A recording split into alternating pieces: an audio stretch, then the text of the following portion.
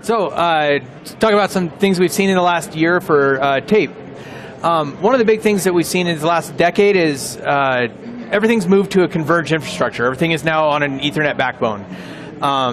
That means common connections, common topologies for all different storage devices out there.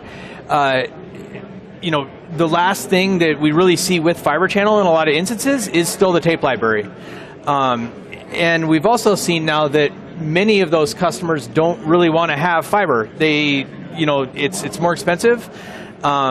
It requires people that have to know how to manage it and utilize it.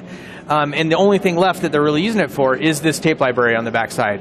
So we're starting to see, how do we move that over? How do we make the archive itself on the tape side also attached to that same infrastructure?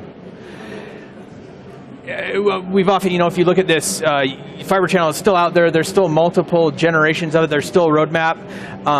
You can still go buy CDs. You probably buy digital music in most all cases, though, right? You don't want to keep track of other things to read at other devices. You want to use this thing that is now the common use case for all of those systems. With Ethernet, you can go out and buy 200 gigabit Ethernet today from an HBA standpoint. Its roadmap is much faster. There's many vendors that make it. On Fibre Channel, you're down to basically 2. And where is that going to head in the future? With storage, we've also want to look at the protocols, though. So historically, you've had iSCSI.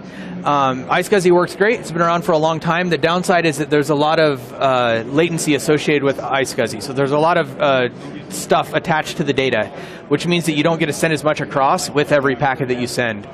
In the last few years, you've started to see more, in HPC, you've had ICER for a long time with InfiniBand, but now there's both iWarp and Rocky, which are based on that same underlying ICER technology, but they're run on an Ethernet network.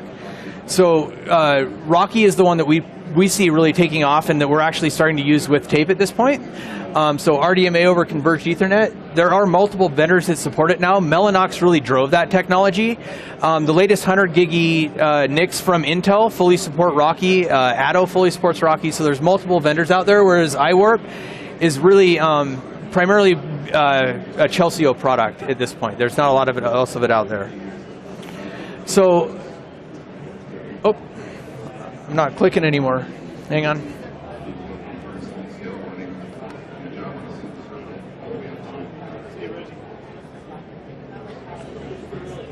I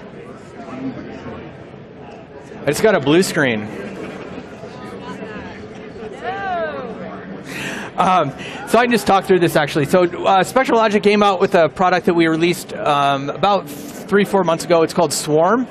And it's Ethernet-based bridge to attach your tape system with. So there's 2 40 gigabit Ethernet ports that come in, and then there's 16 SAS channels that come out the back. It's fully compatible with iSCSI and with Rocky. So if you're using Windows, you can use iSCSI. If you're using Linux, you can use iSCSI or Rocky.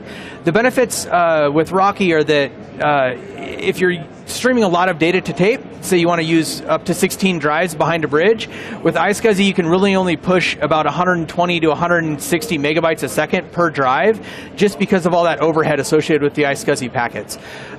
With Rocky, you can push full bandwidth, so you can get 300 megabytes a second per tape drive with all 16 drives if you have 2 40 gig ePorts and you're running Rocky into the box. So it allows you to use lower cost LTO drives as opposed to TS enterprise drives. It gives you a common infrastructure, so now you're not, you don't have Fibre Channel anymore. That's a very common theme where, I want to get rid of this last vestige of Fibre Channel in my data center with my tape library, and I want to move everything over to Ethernet. And it allows you to get rid of, now you just have network engineers. You don't have to have these Fibre Channel experts that are managing stuff. Any questions?